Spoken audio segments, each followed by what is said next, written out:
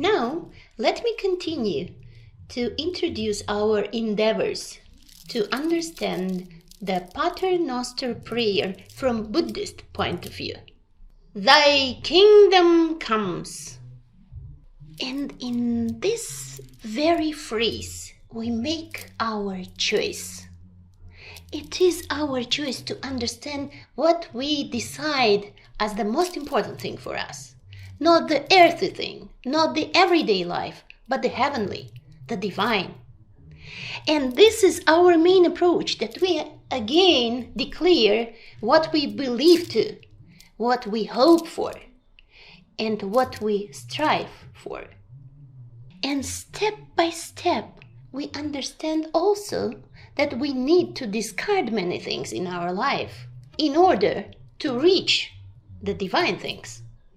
It was the phrase by God's Son himself, "Seek first the kingdom of God and his righteousness, and all things will be added unto you." The obvious parallel with Buddhism we can find in the very youth of the great awakened Buddha Shakyamuni. He was the son of king, and he was the great, at that time, Siddhartha Gautama, and discard everything in his life and move away to seek the liberation. So he went away and strived for many years and finally reached the liberation. We have to take this as the very example for us. And we have to understand that we have to discard unabiding values in order to reach the heaven things, the liberation. The parallel in this case is obvious indeed. But not only this thing, also samsara we identify as the thing that is not constant, that there is nothing constant in samsara, and so there couldn't be any value that is worthy to live for. And so we understand that in order to reach the eternity, in order to reach the real happiness, we have, first of all, to discard our approach towards everyday life and towards everyday unabiding values. As Jesus Christ, the God Son, said, first of all, we have to understand that everything is within us, not somewhere else. There is no place that we have to go and reach for. We have to find the light in ourselves. And in Christianity, we say the kingdom of God is within you, while in Buddhism, we say that all living beings have the essence of Buddha. Is it not the same? And so it happened that the lotus of the real miracle start to open step by step, and we perceive our real essence, and thus we reach the real happiness.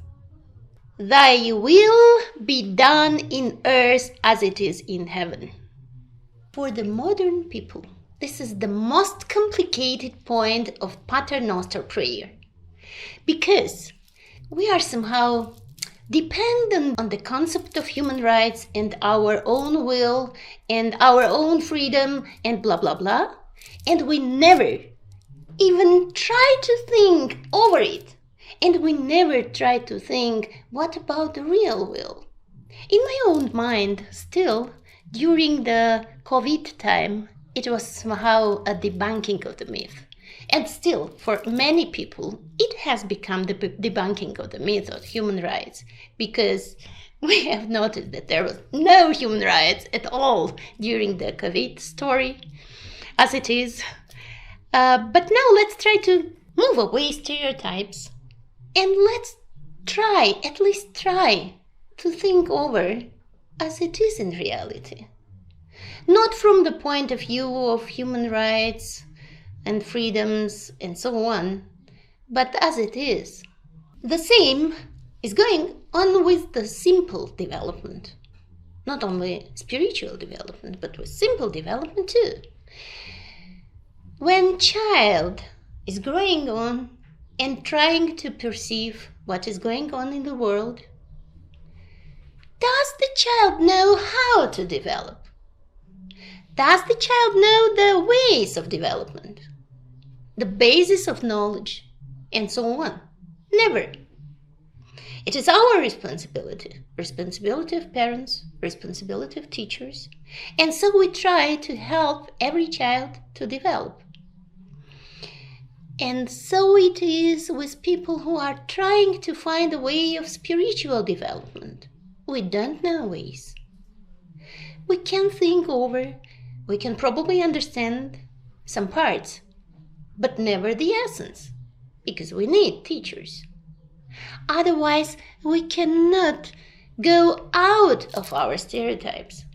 It is the teacher himself who shows the way to go out.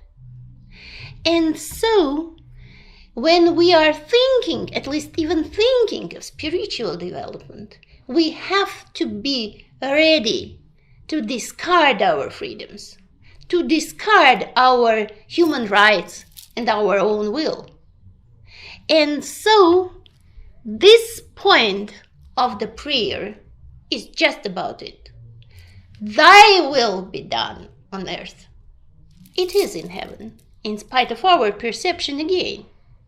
But we declare that we are ready to discard our own will and pray about the will of God on earth, even in our everyday life too.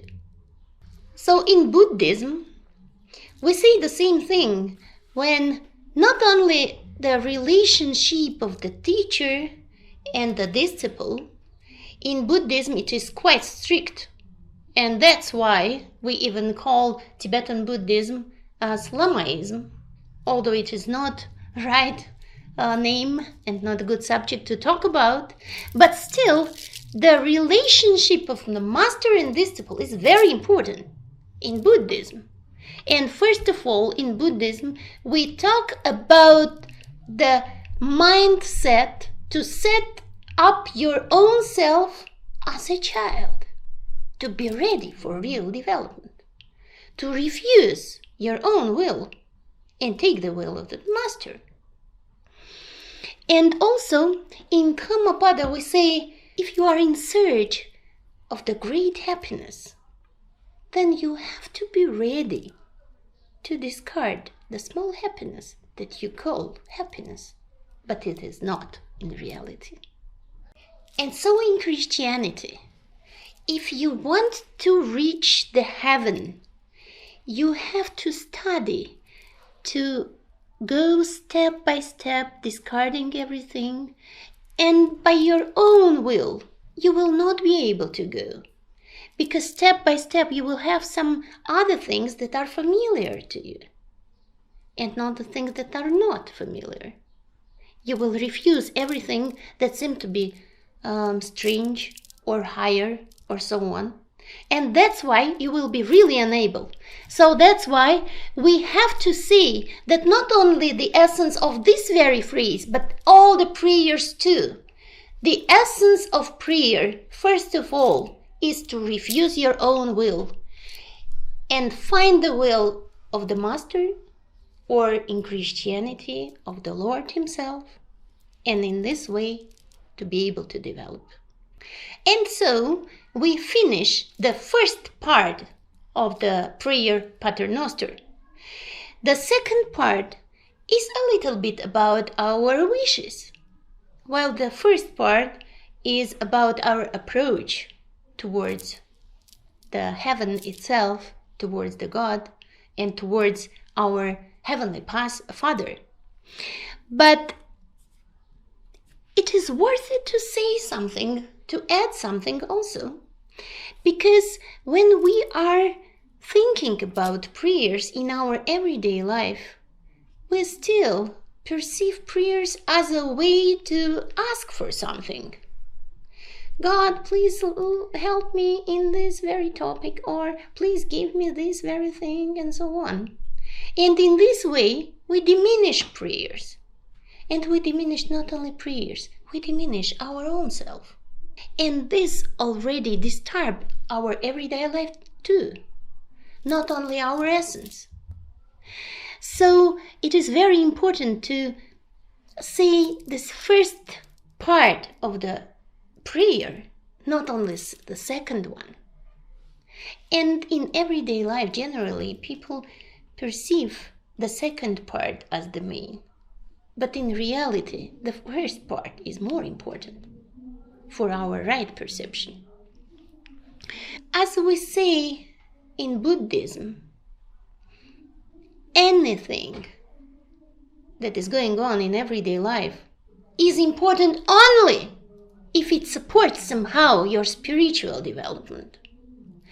Then we can ask for support for some small things even, but only if we need these small things in order to be able or become able to develop spiritually, to improve ourselves, to make us better, at least for one step, but make us better.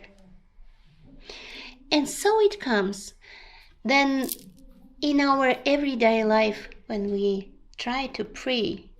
In Christianity, we understand that the basic prayer is Pater Noster, because the first part is more important.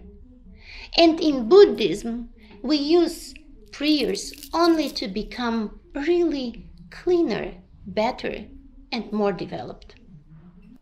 Also, in Buddhism, we say that we have to content with little, and in this way discard all the other things. So let us, satisfied with the little things, the most necessary things, and in this way to discard all the others and start our spiritual development.